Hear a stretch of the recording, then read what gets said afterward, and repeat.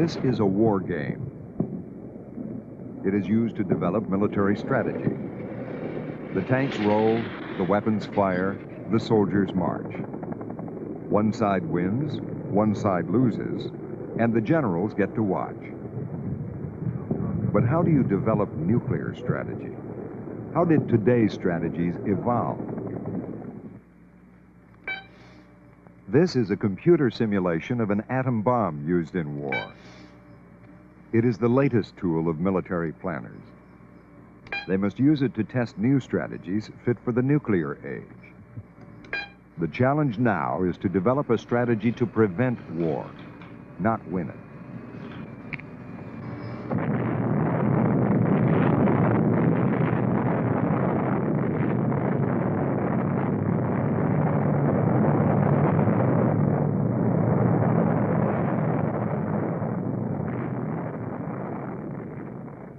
Nuclear weapons serve only one purpose. It's an important purpose, but it's a single purpose. And that's to prevent the use of nuclear weapons against us or our friends. You can't use a gun against mosquito. Or you can't use something that will kill you against your enemy.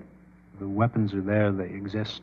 We can't will them out of existence, but we can hope to manage their consequences so that those consequences are peace and security and not war. The public can and must understand those technical details about nuclear weapons and the nuclear arms race that are relevant to set policy. You don't have to know the size of the screw that you put into the nuclear warhead, but you have to know something about what it does. You have to know something about the effects of a nuclear war. You have to know something about the impossibility of trying to control such a war. Nuclear strategy had its origin in World War II, when both sides used strategic bombing, the deliberate destruction of industrial and population centers from the air. Strategic bombing was meant to break the will of an opponent through terror and mass destruction. This was total war. Everything and everyone could become a target. Society was pitted against society. As the war raged on, a race began to make a new weapon, a weapon ideally suited to the new strategy. I worked in the Manhattan Project in wartime, of course, and I worked essentially out of fear. We believed the Germans were more organized, more able, and certainly more militarily directed than we, and we feared that the atomic bomb would appear first in the hands of the Third Reich, in the hands of Hitler. The Manhattan Project, the American atomic bomb program, succeeded where the Germans failed. Yet it was not until 2 months after the German surrender that the scientists were ready. A test was set for July 16, 1945. This device would release the force that holds together atoms. The test was called Trinity. It appeared as though the sun had risen. What I hadn't thought of was it was not only bright, it was also giving out radiant energy, heat. And my face warmed up as though I were facing the morning sun in the cold desert morning, suddenly out of darkness, and in a minute it went away again. So it was an artificial sunrise, so to speak. Word of Trinity's success reached President Truman at Potsdam. The Allies were meeting to decide the new political shape of the world.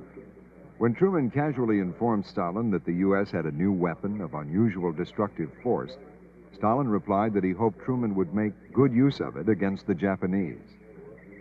From Potsdam, the Western Allies issued a demand for Japan's unconditional surrender.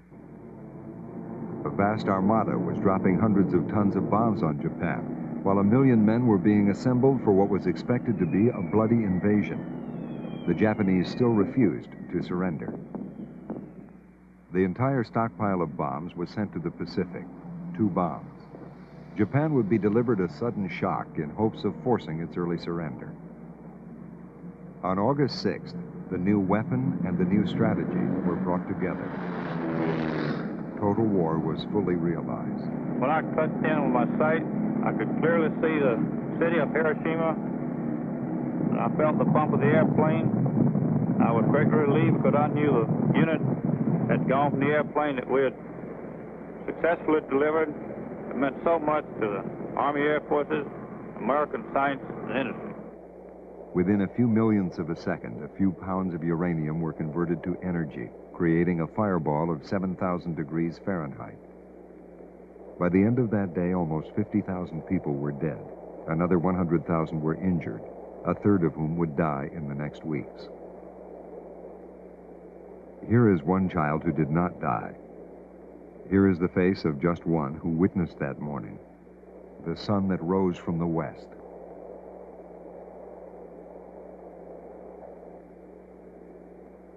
It is an atomic bomb, President Truman says. It is a harnessing of the basic power of the universe. If they do not now accept our terms, Mr. Truman said, they may expect a rain of ruin from the air, the like of which has never been seen on this earth. On August 9th, another plane took off. A second plane, a second bomb, and a second city. Nagasaki.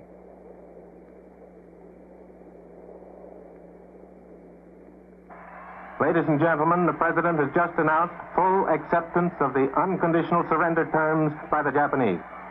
I deem this reply a full acceptance of the Potsdam Declaration, which specifies the unconditional surrender of Japan. While the horns toot, the confetti flies, jubilation and excitement and joy fills the air. To the cheering crowds, the atom bomb was seen as an instrument of peace. Having found the atomic bomb, we have used it. It is an awful responsibility which has come to us.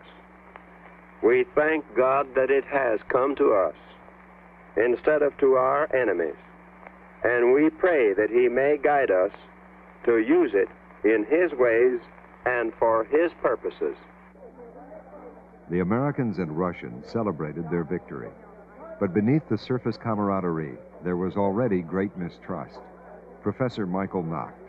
The U.S.-Soviet relationship was always a marriage of convenience that only began when there was a common enemy, namely Nazi Germany. And once the common objective was met, all of the old differences came to the fore. There was a lot of discussion whether war with the Soviet Union would be the next phase of the Second World War. So it wasn't a matter of a sort of sharp break. Instead, it was a matter of the resurgence of old antagonisms, ideological differences, political rivalries, different economic systems, and two competing military powers. Celebrating the Allied victory under banners honoring Stalin and Roosevelt, the troops enjoyed a very short honeymoon. But the American GIs would have to be brought home soon, leaving their Soviet counterparts poised across an exhausted Europe, ready, so the Americans feared, to take it over. By October of 1945, U.S. military planners had completed this top-secret study. It was a contingency plan for defeating the Soviet Union with 20 atomic bombs. But at the time, the U.S. didn't have any more bombs. In actual practice, no coherent nuclear strategy had yet been developed. The basic American approach was just to try and compete with the Russians in Eastern Europe, try not to let them take control of Eastern Europe, which in fact failed, and at the same time accumulate nuclear weapons, but never really quite know when and under what conditions we would use them, short of a direct attack on the United States. Out of Bikini comes the amazing camera record of history's greatest military experiment. Joint Task Force 1 opens the final... A year after the war, tests were begun in the Pacific to learn more about what the bomb could do. Former Ensign Bill Finnegan. We heard the countdown, 10, 9, 8, etc., and the bomb went off.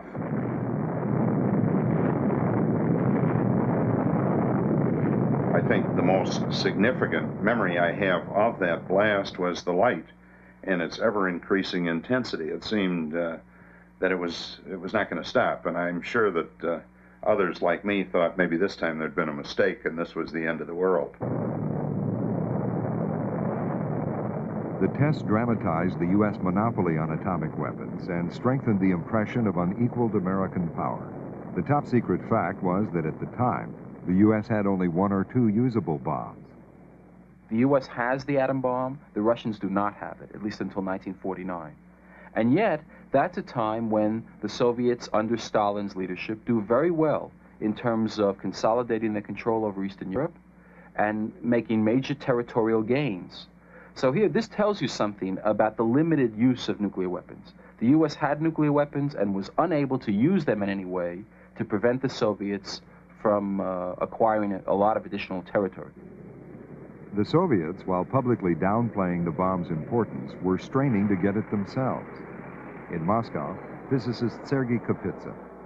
All the necessary scientific background exists in our country, and it was a question of mobilizing our, I should say, technological resources, not only scientific ones, to solve the problem. And the main secret was now well known, that the atom bomb can be built.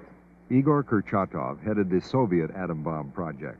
He had constructed Europe's first atom smasher in 1939. In 1943, when the Soviets began their atomic program, Kurchatov was put in charge. His success came far sooner than Americans expected, just 4 years after Trinity.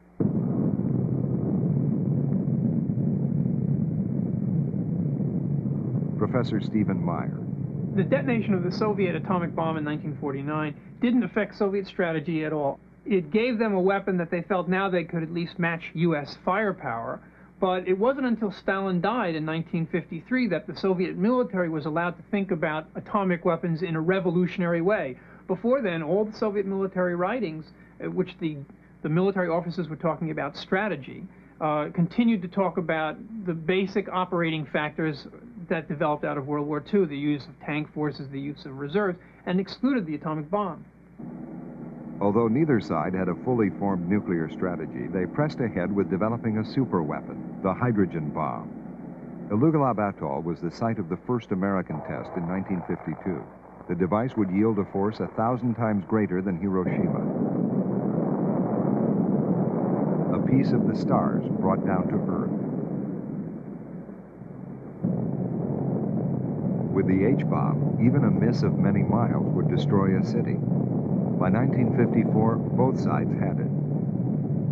The American nuclear weapons monopoly was broken. But the U.S. still had an important advantage, a monopoly on the means of delivering nuclear weapons. From forward bases near Soviet borders, long-range American bombers could reach almost any Soviet target. This technical and logistic superiority would make possible a new American strategy. By the early 50s, U.S.-Soviet relations had deteriorated dramatically. The coup in Czechoslovakia, the Berlin blockade, Korea, and other conflicts had developed into the Cold War. Secretary of State John Foster Dulles, alarmed by what he saw as Soviet advances around the world, announced the first formal nuclear strategy in early 1954. One of the lessons that some of the Eisenhower administration officials learned from the Korean War was, why fight limited wars? Why sort of fight the communists on their own terms? Why don't we use our advantages, our assets? And they felt, and Dulles in particular felt, that our principal asset was still a major superiority in nuclear weapons. And therefore, Dulles articulated the first sort of formal, declared American nuclear strategy, which was, if the Soviets or their communist allies performed aggressively, even in remote parts of the world, we might in fact use nuclear weapons to attack the Soviet Union. And this became known as the doctrine of massive retaliation. This new jet bomber, the B-52, would help carry out the new strategy. Based in the United States, it could reach targets deep in the Soviet Union. Shorter-range bombers continued to be based in the NATO countries of Europe. By 1956, massive retaliation meant nearly 2,000 bombers carrying as many as 7,000 bombs. Testing of new weapons was begun in the Nevada desert. How ordinary homes and other structures might be affected by blast, heat, and radiation was carefully studied.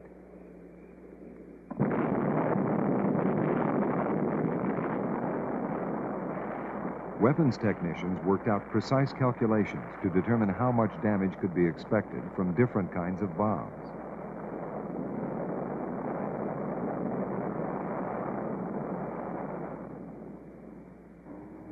Since American strategy relied on technical superiority, tests were also held to see how nuclear weapons might be used on the battlefield and how combat troops would react. 10 seconds. 5, 4, 3, 2,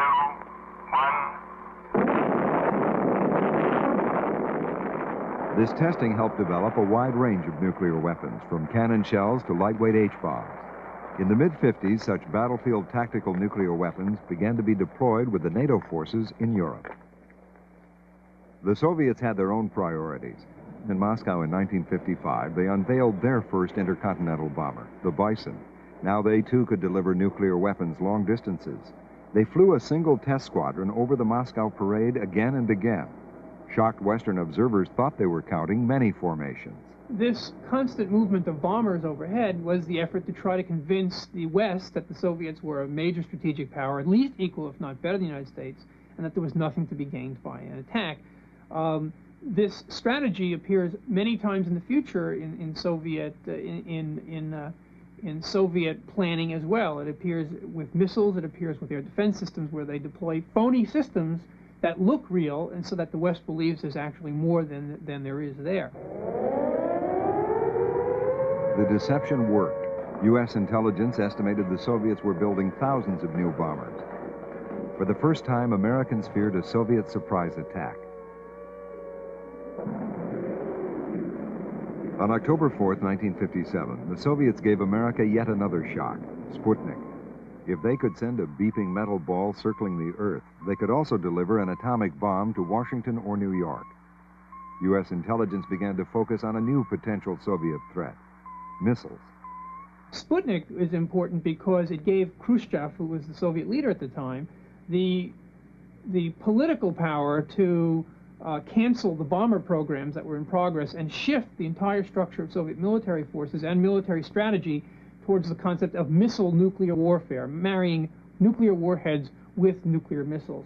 And that became the basis of Soviet military thinking throughout the 60s and the 70s.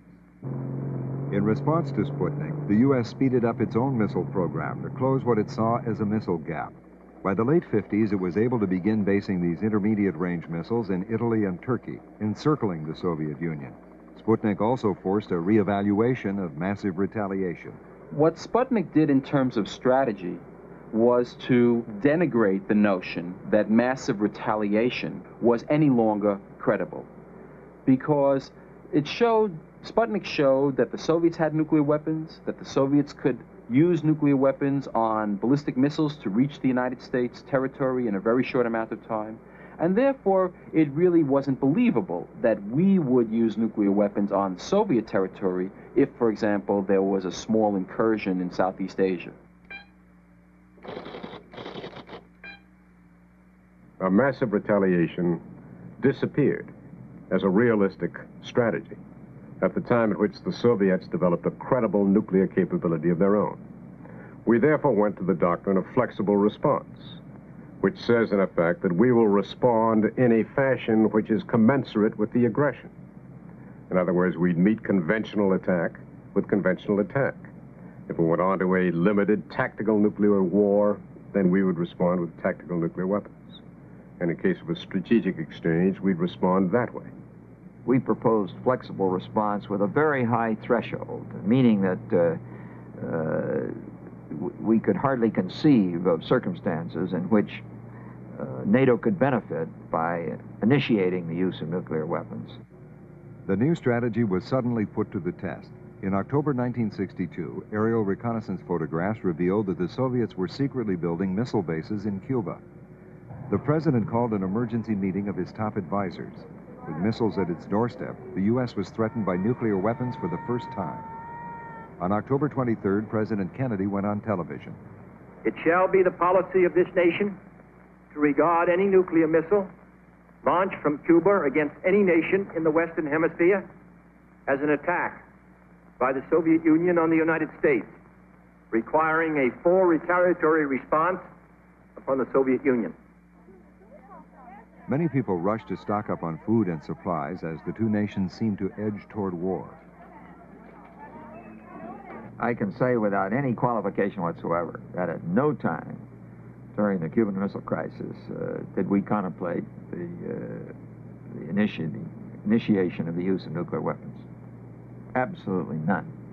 However, some of the alternatives that we did consider carried with them the risk that there would be accidental or unintentional or unauthorized launch of nuclear weapons from Cuban soil by Cuban and/or Soviet forces. The evidence suggests that the Cuban Missile Crisis was prompted by Khrushchev's effort to try and balance off U.S. strategic forces. Soviet intercontinental ballistic missile programs had fallen behind because of technical difficulties, and meanwhile the U.S. ballistic missile program was about to take off with the deployment of 1,000 Minutemen. And the evidence is that Khrushchev then decided that one way to take up the gap in the short term was to deploy the medium-range ballistic missiles, which the Soviets already had, in Cuba to match the U.S. intercontinental force. Following a quarantine of Cuba and intensive negotiations, the Soviets removed their missiles. For the U.S., it was a vindication of flexible response. It's frequently said we prevailed because of our nuclear superiority. That is not the case. The lesson is exactly the reverse. We prevailed because we had conventional superiority in the area. After the crisis was over, a Soviet diplomat is reported to have said, "You'll never do this again." And many people take that to mean, well, now they've decided to do something new. In fact, what the Cuban Missile Crisis did was confirm the view of many of the Soviet military authorities that they had it right the first time, that Soviet military power should be based at home, based on the long-range intercontinental missiles, and that's where the program should concentrate. And the idea of deploying forces overseas was a mistake. So it really reinforced those that were arguing against the Khrushchev move originally. And what you see developing after the Cuban Missile Crisis are a whole series of ICBM programs that had already been planned before the crisis and were put into operation. The Cuban Missile Crisis brought an increased public awareness of the dangers posed by nuclear weapons. Concern over radioactive fallout developed into worldwide opposition to nuclear testing. The public began questioning nuclear strategy that previously had been shrouded in secrecy and left to experts. With both sides frightened by the Cuban Missile Crisis, the Partial Test Ban Treaty was signed in 1963. The treaty restricted only above-ground testing. Its real significance, however, was in initiating the use of negotiations as an instrument of nuclear strategy. For the first time, we've been able to reach an agreement which can limit the dangers of this age. The treaty led to other agreements, such as a hotline between the two countries that would provide a communication link in times of emergency. Such confidence-building measures helped to create a new strategic understanding.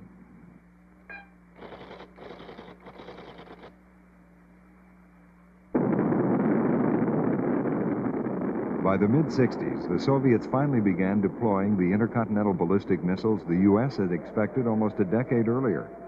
Both sides could now destroy the other from their own territory. Paul Warnke. Then it became apparent that since we no longer were alone in possession of the ability to destroy another country, that we had to rely on deterrence. Deterrence was a strategy born of necessity. Even if one of the superpowers were attacked first, some of its nuclear forces would survive. Those surviving forces would still be enough to destroy the country that attacked. Launching an attack would only bring the attacker's own destruction, so each side would be deterred from ever doing so. This strategic dilemma came to be called mutual assured destruction. An extensive U.S. buildup strengthened the deterrent effect of mutual assured destruction. 3 systems were employed. The B-52. To avoid being caught on the ground if attacked, many B-52s were kept on constant alert. The fleet of 600 intercontinental bombers was completely modernized.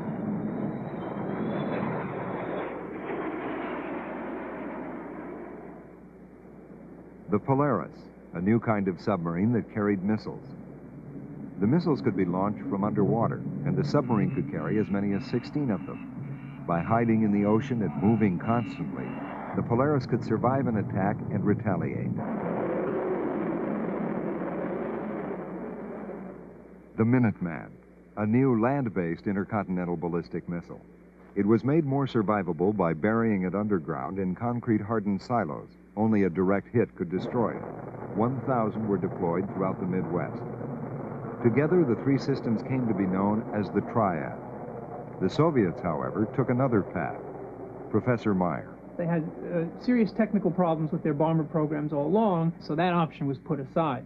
missiles were deemed to be superior. They had technical problems with their missiles to the extent that the idea of a large submarine-based force was not practical at the time. Their most reliable force, and it was not very reliable, but it was their most reliable force, were the ICBMs, which were land-based, that they could control, that they could maintain in real time in order to keep them operating. The Soviet deterrent relied mainly on their more numerous land-based ICBMs.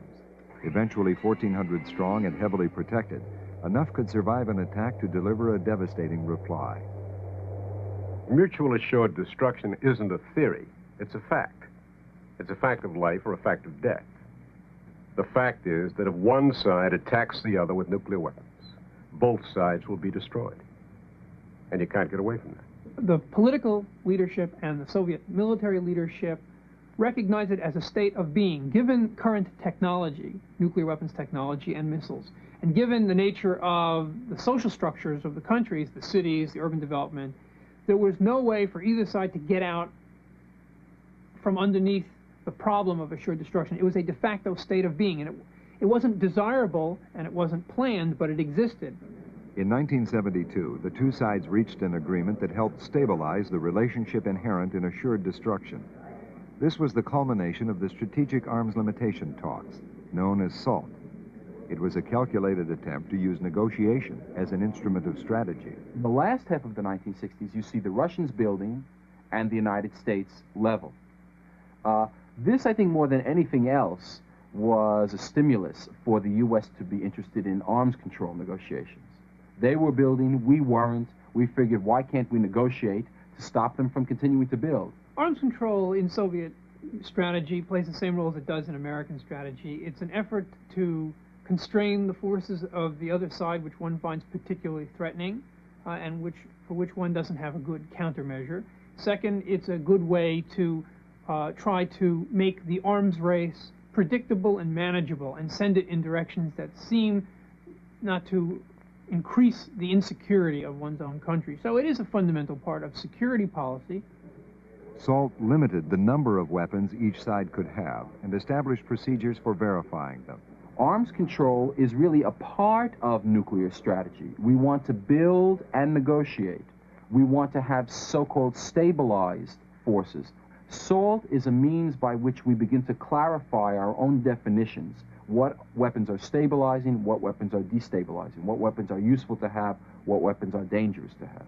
It's important that the U.S. introduce into its inventories weapons which stabilize rather than destabilize the relationship between the powers. If we were to introduce into our inventories weapons that appeared to the Soviets to be threatening a first strike against their forces, with the possibility that that first strike would so destroy their nuclear forces as to leave them without an ability to respond to us, to our strike, that would be very dangerous, and it would lead them to possibly try to preempt our strike under certain circumstances. And that's what I mean by destabilizing.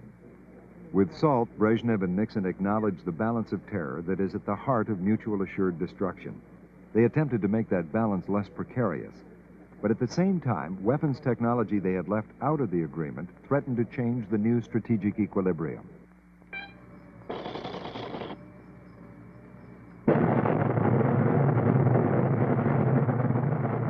Higher accuracy weapons begin to be introduced. Technology sort of marches on and does not wait for negotiations to start or to stop. There is a certain technological momentum. So slowly but surely, and particularly with the development of multiple warheads, MIRVs, that are independently targeted, we develop the capability to strike their weapons. And they are trying hard to develop the same capability. This nose cone contains MIRVs, multiple independently targetable re-entry vehicles. MIRVs allow one missile to deliver as many as 14 warheads. They're also more accurate than earlier missiles. This accuracy led to another reevaluation of strategy. In mutual assured destruction, cities are targeted. Each society is held hostage by the other. This is called counter-value targeting.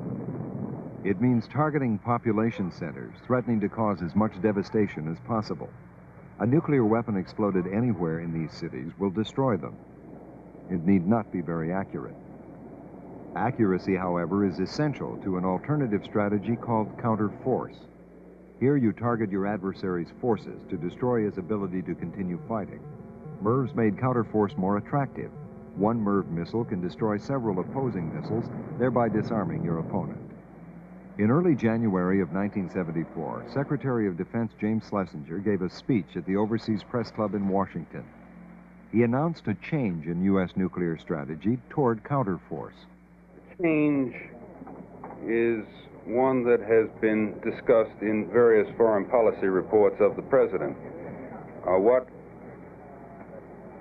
The intent is more effective deterrence of the possibility of strategic warfare, because it is known by all parties that the President of the United States has options other than the devastating option of going against the cities on the other side. What Schlesinger then says in 1974 is, we need weapons to be able to strike with just limited capability. This in some ways is not a very new idea. It really is an extension of flexible response, but it is an extension that is incorporating the reality that we now have very advanced, very accurate weapons. We are building MIRV weapons. We have hundreds and then thousands of them. We need a rationale. Why do we need so many weapons? The answer Schlesinger provides: we need weapons to strike limited targets in a very selective fashion. And the sort of political and psychological argument is, unless we have that very finely tuned capability, we won't be able to deter finely tuned attacks. Soviet strategy, since the mid-60s at least, and actually going back to the late 50s, is based on preemption. The notion that if it looks like war is about to occur, the best strategy for employing one's forces are to destroy the enemy forces before they can be used. That is, you target your nuclear forces first on the enemy nuclear forces, because that plays a major role in limiting damage to yourself. And then you also have forces that are set aside to target cities and industry. So it is counter-force targeting. That's exactly what preemption is. Negotiations had continued while both sides were developing a counter-force capability. President Carter and Chairman Brezhnev signed the Second SALT Agreement in 1979. In return for higher ceilings on some U.S. systems, the Soviets were allowed to have more large land-based missiles. American critics charged that the U.S. was negotiating itself into inferiority. SALT II became the focus of strong opposition. Prominent among the lobbying groups that opposed the treaty was the Committee on the Present Danger, made up of many former government officials. One of its founders was Eugene Rostow. It was like the race of the tortoise and the hare. We were ahead. We were far ahead in the nuclear weapon, and then we went to sleep under a tree.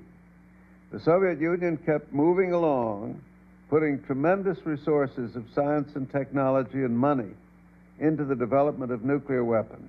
And then suddenly, finally, we woke up and discovered that the tortoise had outstripped us. The critics saw the accuracy of Soviet missiles increasing.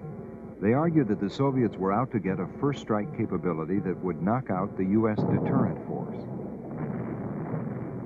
By threatening to make a first strike against our ground-based missiles, our submarines in port, our planes on the ground, they think they could make the rest of our nuclear arsenal irrelevant, prevent any response, and thus coerce us politically. Others argued that even if this were the Soviet intention, to actually be able to launch a first strike successfully is highly unlikely. Professor Kosta Tsipas. I think for physical reasons, because of the unpredictable behavior of the missile and because of the reliability of the missile, because of the operational difficulty of orchestrating such a large attack, I think such an attack will never really succeed to the point that it would be worth it, launching it. To attack 1,000 silos with 2,000 warheads is a highly complex operation where you have warheads from different missiles attacking the same silo, and you must time them right, and they must all come in waves that start out south and they move north, and things like that. So the probability that all this is going to happen exactly as planned, even though it depends on human operators that have never really practiced this, is quite small. Most probably what's going to happen is going to be massive confusion. Some of the missiles will go off, some will not go off. We see what happens with NASA quite often. I mean, they want to launch a single missile and they have to stop once in a while. Now, you can't do that if you're trying to have a nuclear attack against another country. You just push the button and you wonder what happens. Sometimes the button will be pushed and the missile will go, and sometimes it will not. I don't think the central problem is whether the Soviet Union would actually undertake a preemptive first strike. The real problem is, I think, that the existence of a Soviet capacity to take a first strike would have a profound, and is having a profound effect on Western political attitudes. The Carter White House, wary of losing the balance of power, gave the go-ahead for the new MX missile system. The system is survivable, it's verifiable, it has a minimum impact on the environment, it's affordable in cost, and it's consistent with our SALT goal of deep reductions in strategic arms. The MX is essentially as much a political response as a military response. He's saying we need a kind of shot in the arm, if you'll pardon the metaphor, to show that we're still competing with the Russians, that we're able to build large and effective missiles just as they are. Originally, the MX was to be hidden in an elaborate underground maze to make it more survivable. In authorizing the MX, the Carter administration moved U.S. nuclear strategy further toward counterforce. MX is sort of a premier counterforce weapon. It has large numbers of warheads on a relatively small number of missiles. The warheads are very accurate. They can attack Soviet missile silos. Therefore, it's very much designed to be a counterforce weapon. And from the perspective of the U.S. Air Force, it's desirable because their job is, if war comes, to be able to destroy the enemy and to be able to destroy the enemy's forces. And they want the most capable weapons they can have at their disposal. The MX provides them such a capability, even though it makes other defense strategists and other politicians very nervous. It's basically a first strike weapon which threatens the Soviet deterrent and thereby provides them with very strong incentives for launching a first strike to try and destroy our MX before we get it off the ground. In other words, we'd be in a situation where both sides have a strong first punch, and the guy who gets in the first punch is the guy who gets off the better. President Carter authorized 2 other new missiles. This one, the Pershing II, is meant to have pinpoint accuracy. From Europe, it can reach targets in the Soviet Union in 5 minutes. The Pershing was scheduled for deployment with NATO forces because the Soviets had deployed their SS-20 missiles, aiming them at Western Europe. The cruise missile is relatively cheap to build. Twice as long and half as heavy as the Hiroshima bomb, it is 10 times more powerful. It can be launched from the air, sea, or ground. It can travel hundreds of miles, guiding itself with uncanny accuracy. But because it is also so easy to hide, it is extremely difficult to verify in any arms control agreements.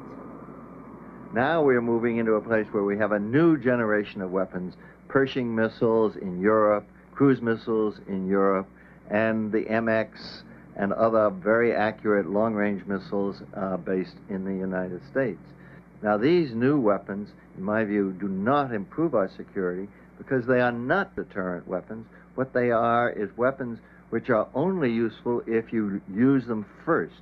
And in fact, they provide incentives for initiating a nuclear war rather than for deterring a nuclear war.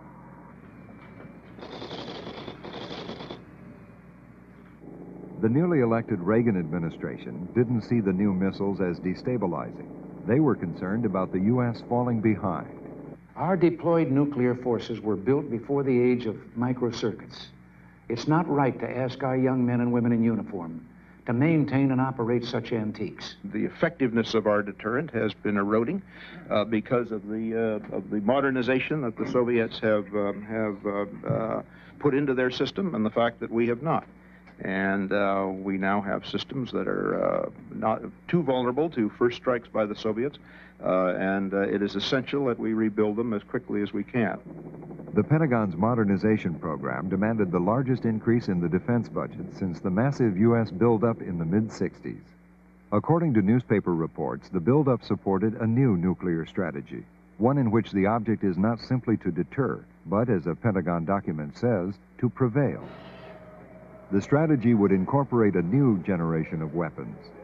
The MX, 100 have been authorized by Congress. The Trident submarine, carrying 24 missiles with a total of 336 warheads.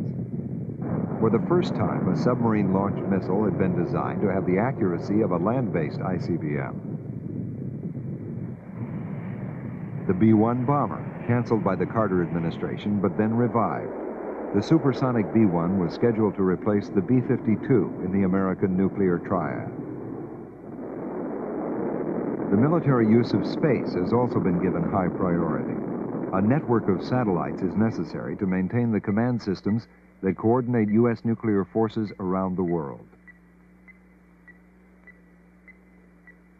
The strategy supported by these weapons envisions controlled, limited nuclear strikes against military targets.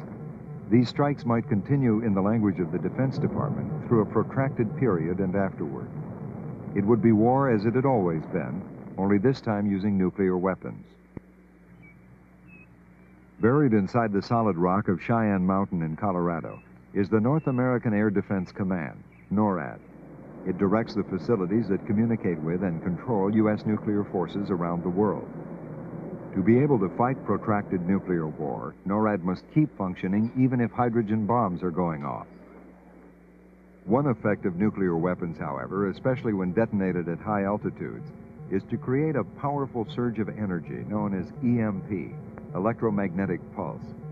As this pulse surges through electronic equipment, transistor circuits, computers, radar, it sets up currents so strong that the equipment can burn out. In that case, the ability to fight a war, which means to have some kind of control over the actions of your forces, disappears. Therefore, you don't have a war, you just have, groups of people with missiles at their command who do not know what the leadership of the country wants, and some of them may be very conservative and never launch. Some of them may say, well, the last thing we have to do is to launch these warheads, and you have a totally chaotic situation. NORAD is trying to develop systems that won't be affected by EMP and other effects of nuclear weapons. The largest single increase in the new defense budget is for making the U.S. command, control, and communications facilities more secure. Do you need to be able to fight effectively a nuclear war in order to deter it? Or if you begin to develop that capability, does it increase the likelihood of actually fighting a nuclear war? This is sort of the conundrum that policymakers are in. Some people, many individuals in the Reagan administration, believe that the more capability you have to fight a nuclear war of all sorts, of all types, of a limited nature and so forth, the greater you strengthen the deterrent. Whereas others feel equally passionately that if you develop all those capabilities, and the Russians do too, then you're marching down the path toward fighting nuclear war. We certainly don't plan to fight limited nuclear wars. We would, however, I think this makes good sense, like to be in a position, if a nuclear war should occur, we would like to be in a position to see that the minimum number of weapons are used and that the war is terminated as quickly as possible. Well, one of the difficulties about preparing to fight limited nuclear wars is that it probably makes it easier to make the decision to use nuclear weapons in the first place. You plan to use these nuclear weapons rather than to just have them there as a deterrent. This is the Arbit district of downtown Moscow, home of the Soviet Institute for the Study of the USA and Canada. The few Soviet government specialists who speak with the Western press work here. Former General Mikhail Milstein. We don't accept any concept of the limited nuclear war. We strongly believe that if so-called limited war starts, it immediately will escalate into a nuclear holocaust. For the areas where the limited nuclear war will be carried on, it will be not limited. It will be a total catastrophe. say if there is a limited nuclear war in Europe, for Europe it will be the end of European civilization. The Soviet strategy for intercontinental nuclear warfare has always been the use of the entire nuclear force against the full array of targets, military targets, political targets, economic targets, and there's never been really any variance from that at all. In terms of limited nuclear war having to do with Europe, that's a very different question. There is evidence that Soviet military leadership does subscribe to some notion of limited regional nuclear war when it explicitly excludes any attacks on the homeland of the Soviet Union. Europe is considered the most likely place for nuclear war to start, since so many opposing military forces are concentrated there. Also, NATO's policy is to use nuclear weapons if it's losing a conventional attack.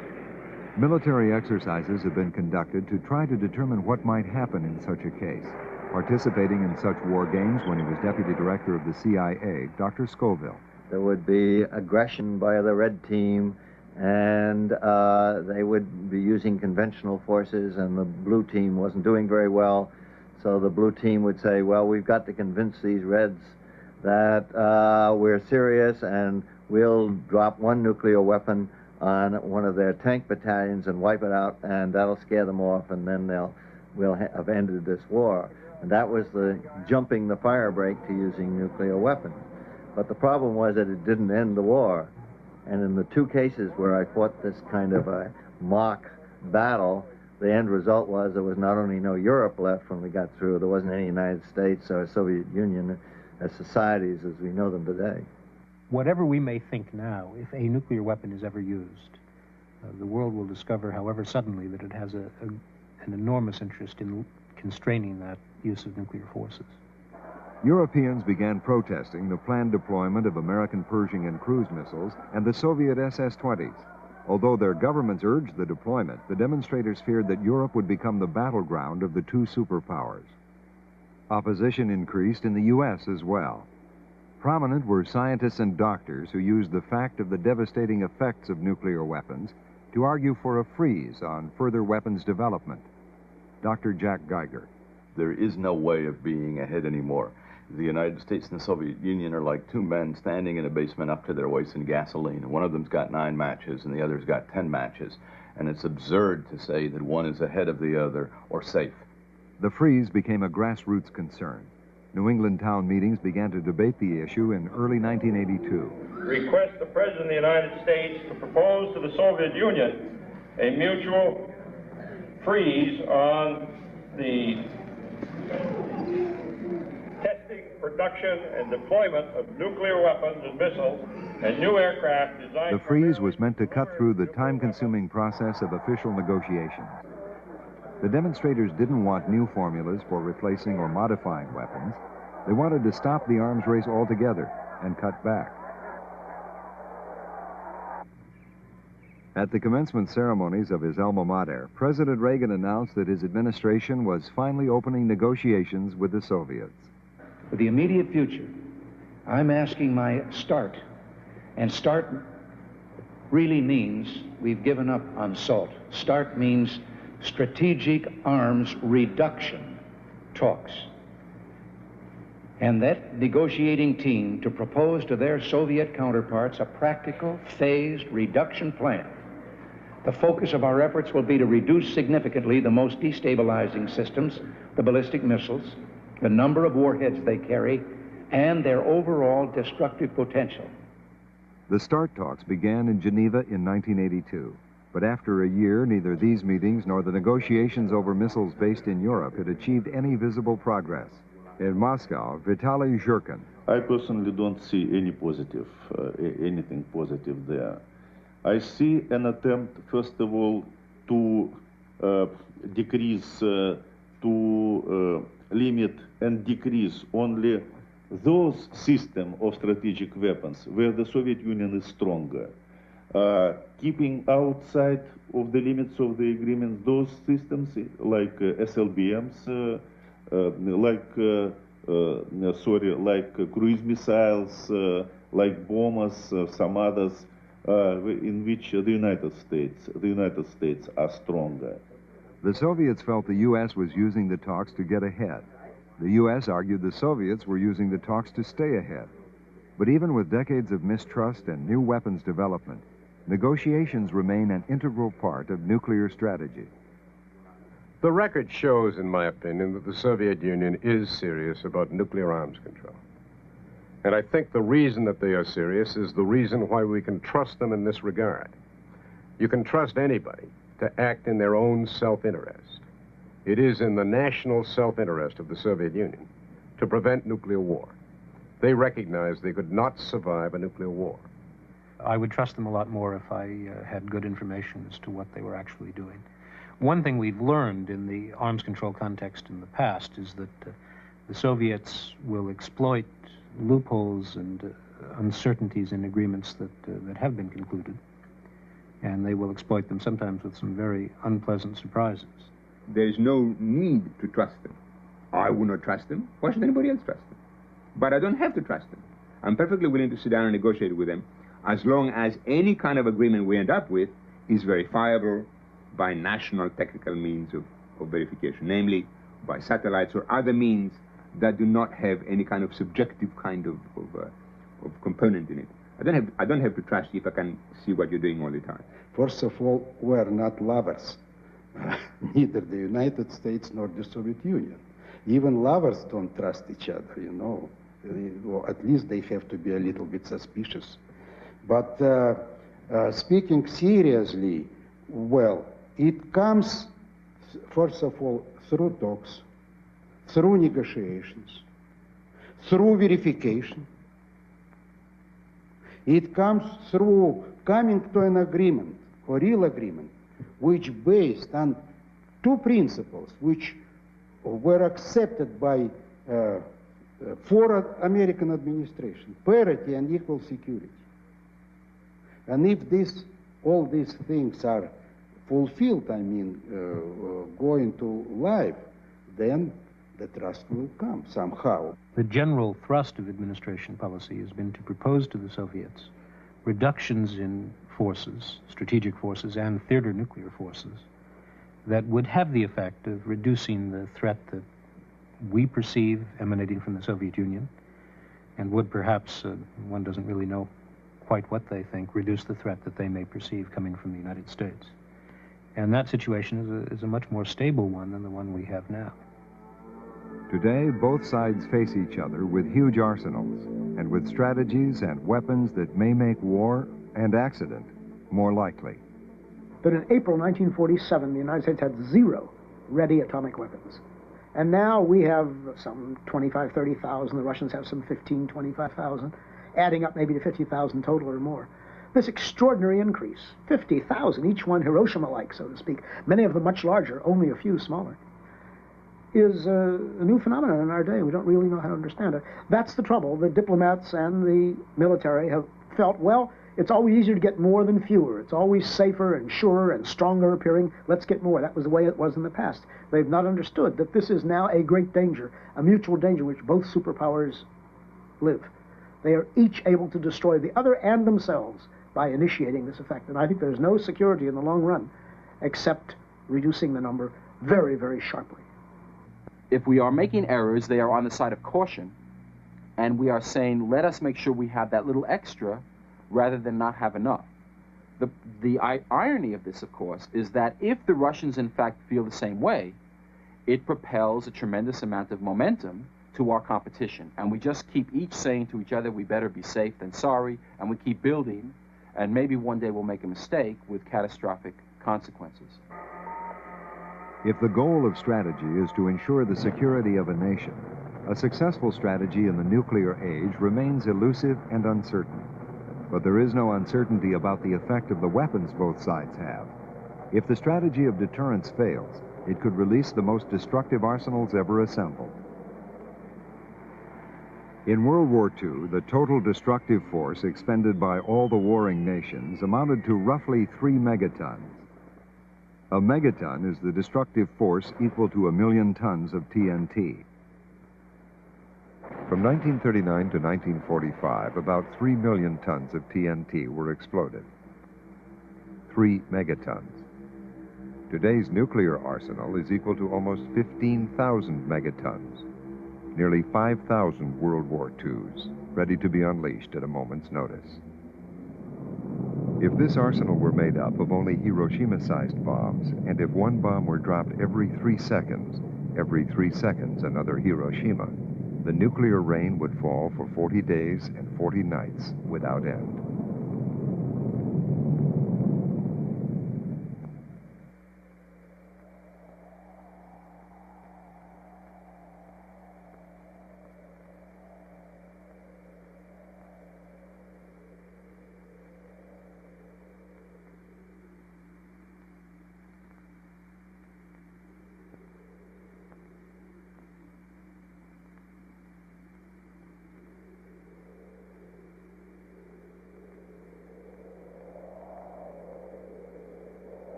Of Hitler.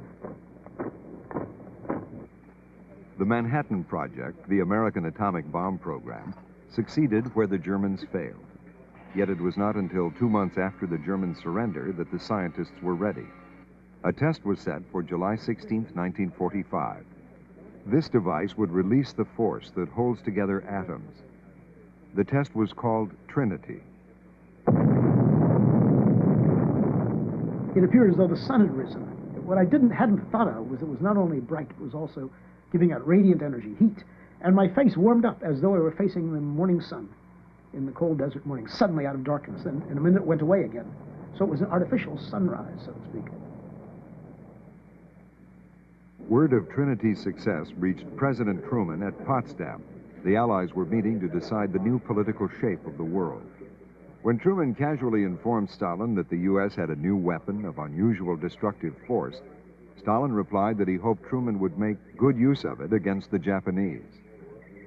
From Potsdam, the Western Allies issued a demand for Japan's unconditional surrender. A vast armada was dropping hundreds of tons of bombs on Japan, while 1 million men were being assembled for what was expected to be a bloody invasion. The Japanese still refused to surrender. The entire stockpile of bombs was sent to the Pacific, 2 bombs. Japan would be delivered a sudden shock in hopes of forcing its early surrender.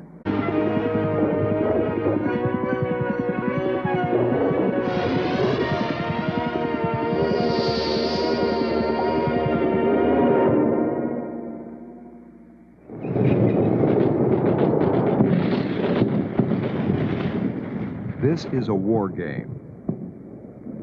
It is used to develop military strategy. The tanks roll, the weapons fire, the soldiers march. One side wins, one side loses, and the generals get to watch. But how do you develop nuclear strategy? How did today's strategies evolve?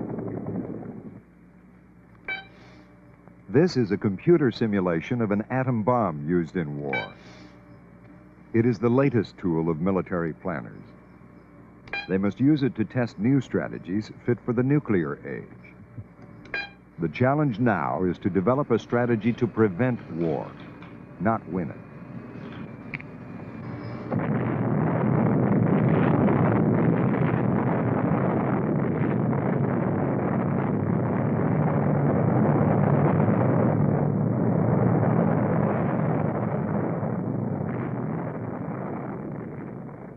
Nuclear weapons serve only one purpose. It's an important purpose, but it's a single purpose. And that's to prevent the use of nuclear weapons against us or our friends. You can't use a gun against mosquito. On August 6th, the new weapon and the new strategy were brought together. Total war was fully realized.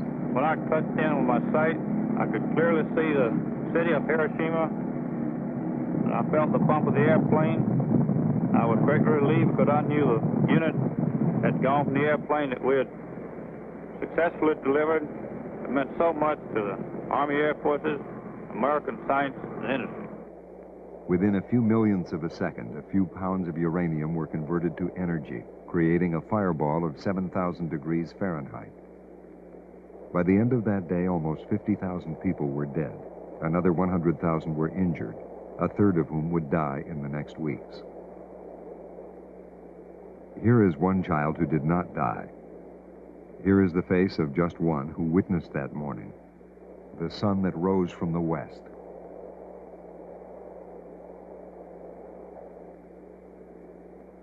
It is an atomic bomb, President Truman says. It is a harnessing of the basic power of the universe.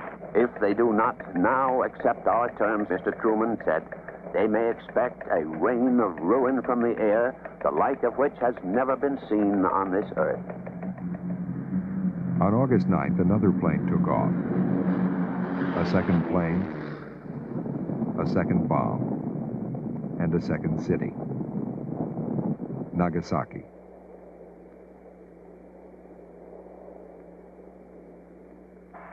Ladies and gentlemen, the President has just announced full acceptance of the unconditional surrender terms by the Japanese. I deem this reply a full acceptance of the Potsdam Declaration, which specifies the unconditional surrender of Japan. While the horn shoots, the confetti flies, jubilation and excitement and joy fills the air. To the cheering crowds, the atom bomb was seen as an instrument of peace. Having found the atomic bomb, we have used it. It is an awful responsibility which has come to us. We thank God that it has come to us instead of to our enemies. And we pray that He may guide us to use it in His ways and for His purposes. The Americans and Russians celebrated their victory.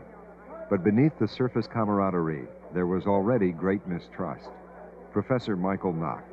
The U.S.-Soviet relationship was always a marriage of convenience that only began when there was a common enemy, namely Nazi Germany.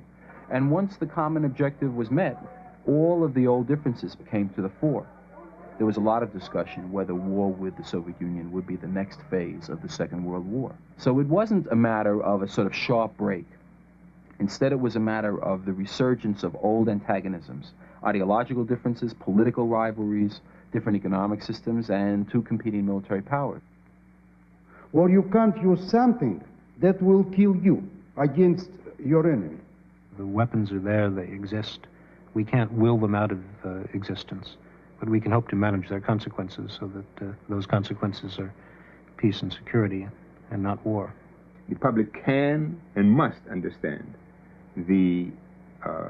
those technical details about nuclear weapons and the nuclear arms race that are relevant to set policy. You don't have to know the size of the screw that you put into the nuclear warhead, but you have to know something about what it does. You have to know something about the effects of a nuclear war.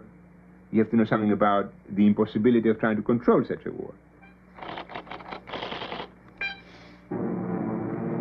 Nuclear strategy had its origin in World War II, when both sides used strategic bombing, the deliberate destruction of industrial and population centers from the air.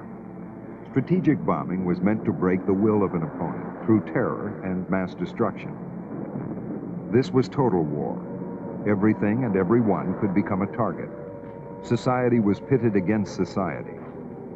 As the war raged on, a race began to make a new weapon, a weapon ideally suited to the new strategy. I worked in the Manhattan Project in wartime, of course, and I worked essentially out of fear.